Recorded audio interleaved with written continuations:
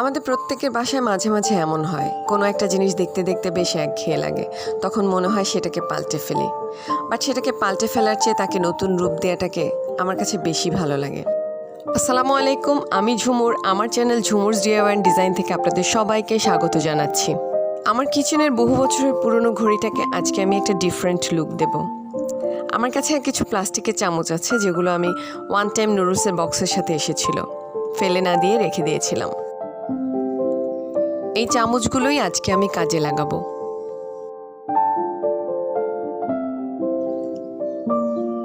আমি ক্লকের মাপ দিয়ে একটা কার্ডবোর্ড কেটে নিচ্ছি।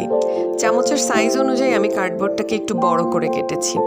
এখন কার্ডবোর্ডের মাঝখান থেকে ক্লকের অংশটুকুও কেটে নিচ্ছি।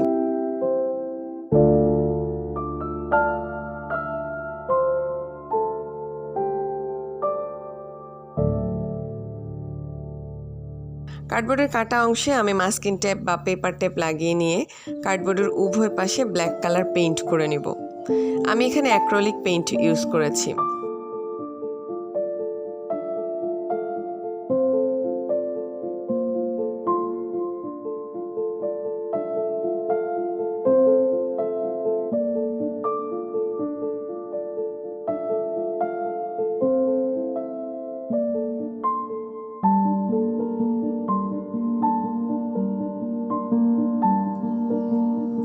কার্ডবোর্ডের কালার শুকাতে শুকাতে আমি এই ফাঁকে প্লাস্টিকের চামচগুলোকেও পেইন্ট করে নিয়েছি।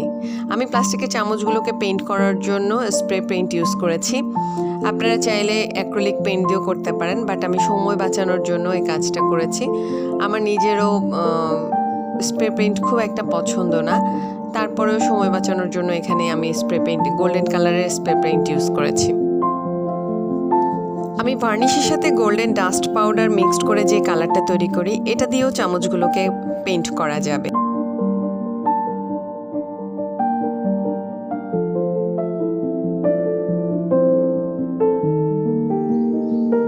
ক্লকে পেইন্ট করার সময় ক্লকের গ্লাসে যেন পেইন্ট লেগে না যায়, এই জন্য আমি একটা কাগজ কেটে নিয়েছি।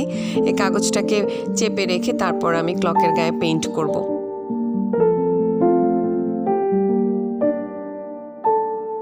কার্ডবোর্ডের রঙটা শুকিয়ে গেছে। কার্ডবোর্ডের চারপাশে আমি এক কোট ভার্নিশ দিয়ে নিব। এই কাজটা আপনারা চাইলে স্কিপ করতে পারেন, বাট আমি আমার ডিআইওয়াইগুলো নিয়ে সবসময় একটু পজিটিভ থাকি, তাই কোনো পার্ট স্কিপ না করে সবগুলো পার্ট করার চেষ্টা করি, যাতে আমার করা ডিআইওয়াইগুলো আমাকে অনেক দিন সার্ভিস দেয় এবং বহু বছর ভালো থাকে।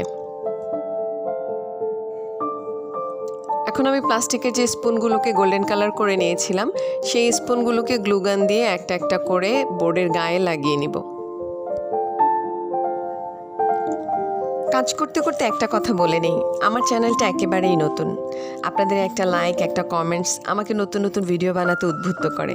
তাই আপনারা যারা আমার ভিডিওগুলো দেখছেন, তাদের যদি আমার ভিডিওগুলো ভালো লাগে অবশ্যই লাইক করবেন, আর আমার চ্যানেলটাকে সাবস্ক্রাইব করবেন, বেল আইকনে ক্লিক করে রাখবেন, নতুন ভিডিওর নোটিফিকেশন পেয়ে যাবেন। আমার কিচেনে নতুন সদস্য রেডি হয়ে গেছে। চলুন একে নতুন রূপে দেখতে কেমন লাগছে দেখে নিই।